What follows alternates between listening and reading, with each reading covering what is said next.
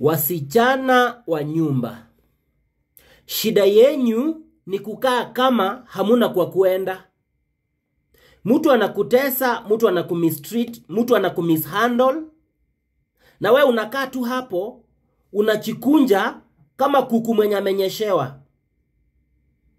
Unakaa tu hapo unachikunja na unatukanwa na unamishandoliwa na unachikunja kabisa. Watoto wanakufanyia madharau. Huyo mwanamke wa hiyo nyumba anakufanyia madharau, anakutukana na unachikunja kabisa. Juu unafikiria hauna kwa kuenda. Ni nyinyi mnanipea kazi ngumu. Ni nyinyi mmefanya hawa watu wamewadharau.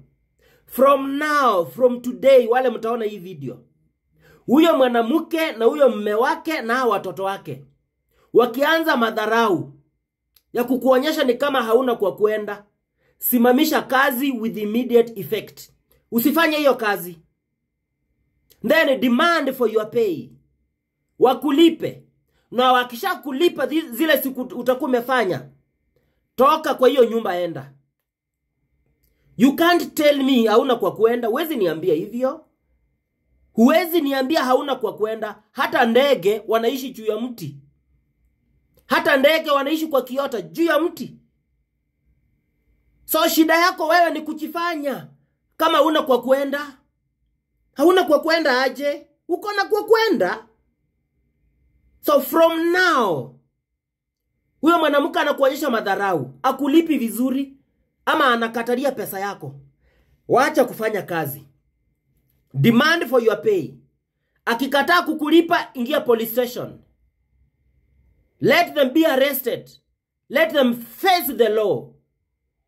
Waface sheria. Tutalia mpaka siku gani? For how long are we going to cry? For how long tutalia? It is your sole responsibility kunisaidia pia mimi sasa. Amekuonyesha madharau, achana na hiyo kazi. Enda. Hapana na kuonyesha madharau na unavumilia. Saa hivi venye ninaongea, 1 million Kenyan house girls waache kufanya kazi. Hawa watu watashika adabu. Runda yote wasichana wa nyumba wasimamisha kazi. Kiambu yote, Nairobi yote, wapi na wapi wasimamisha kazi na wakatae. Watashika adabu. Can you stop? Wacheni kuchifanya. You are not that desperate. You have somewhere you can go. Mimi sina kwa kuenda. Wacha tu nivumilie watoto wangu wasome. Na hata umshahara wenyewe haupewi. Share this video.